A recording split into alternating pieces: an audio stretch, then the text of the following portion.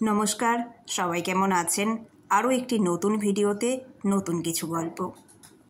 आज के रविवार डोडोर पापा डोडो दुजोनेरই छुटी और दुजोनेই बेश खाद्य रसिक। आज के दुपुरे रान्ना करेছি থানকুনি পাতা বাটা। থানকুনি পাতাটাকে ভালো করে বেছে ধুয়ে বেটে তাতে নুন আর কড়াই হালকা করে নেড়ে নিয়েছি, তারপর কাঁচা তেল মিশিয়েছি, তাহলে থানকুনি পাতার কাঁচা গন্ধটা চলে যায়। কাঁচা গন্ধটা থাকলে আমার ছেলে খেতে চায় না, তাই আজকে হালকা করে নেড়ে নিয়েছি।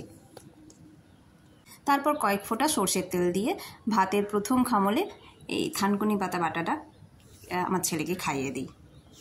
আর তার সাথে লাল শাকের চচ্চড়ি, বড়ি দিয়ে, সর্ষে দিয়ে মাছের ঝাল আর চিংড়ি ভাপা। অনেকটা দেরি হয়ে গেছে তাই আর ডাল করলাম না। যেহেতু সর্ষে দিয়ে মাছের যে ঝালটা হয়েছে ওটাতেও ভাত মাখা যাবে ঝোলটা দিয়ে, আর এদিকে চিংড়ি ভাপাতেও মোটামুটি অনেকটাই ঝোল আছে, তো ফলে ভাত মেখে খেতে পারবে। আমাদের বাড়িতে আবার ডাল ছাড়া কারোরই চলে না। আর চিংড়ি ভাপা করার জন্য সাদা সর্ষে, কালো সর্ষে আর পোস্ত তিনটেই সমপরিমাণ নিয়ে তার সাথে স্বাদ মতো কাঁচা লঙ্কা, যতটা ঝাল খেতে চান, কাঁচা লঙ্কা, নারকেল এগুলোকে একসাথে বেটে নিয়েছি। তারপর চিংড়ি মাছের মধ্যে ওই পুরো বাটাটা মেখে তাতে একটু পরিমাণ মতো নুন, হলুদ আর সর্ষের তেল মাখিয়ে ভাপা বসিয়ে দিলেই একটা টিফিন কৌটোতে করে চিংড়ি ভাপা রেডি। ডোডোর স্কুলের জন্য এখন হালকা একটা টিফিন বানাচ্ছি। একটু মিষ্টি আলু সেদ্ধ বসিয়েছি বাটিতে করে। মিষ্টি আলুটা সেদ্ধ হয়ে গেলে ওই আলুর যে জলটা ফেলে দিয়ে আবার নতুন করে জল দিয়ে তাতে সুজি দিয়েছি। সুজি দিয়ে তাতে একটু রাগি পাউডার দিয়েছি, দিয়ে এটাকে 2-3 মিনিট ভালোভাবে নাড়তে হবে।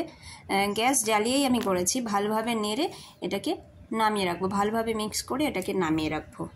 তারপর এটা ঠান্ডা হয়ে গেলে এটাকে রুটি করার জন্য যেভাবে আটা মাখি সেরকম হাতে একটু তেল বা বাটার, ঘি যার যেটা পছন্দ সেটা নিয়ে এটাকে আটা মাখার মতন ভালো করে মেখে নিতে হবে।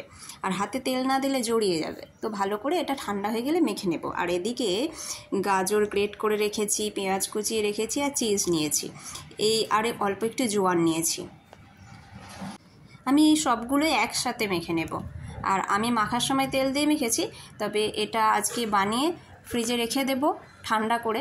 তারপর কালকে সকালে যখন ডোডো স্কুলে যাবে এটাকে একটু তাওয়ার মধ্যে বাটার দিয়ে 2-3 মিনিট ঢাকা দিয়ে ভালো করে বাটার দিয়ে এপিট ওপিট সেঁকে দেব।